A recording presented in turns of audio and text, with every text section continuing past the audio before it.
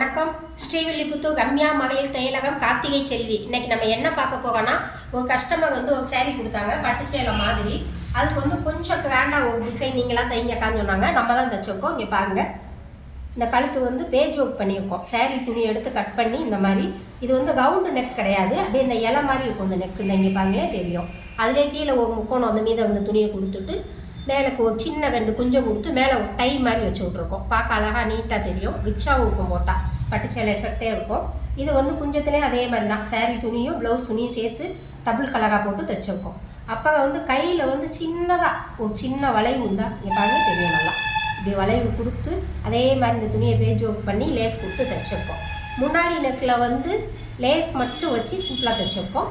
அவங்க வீ தைக்க வேண்டாம்க்கா, செட்டு ஊப் தைங்கன்னு சொல்லியிருந்தாங்க. அதே மாதிரி செட்டு ஊப் தைச்சிருக்கோம்.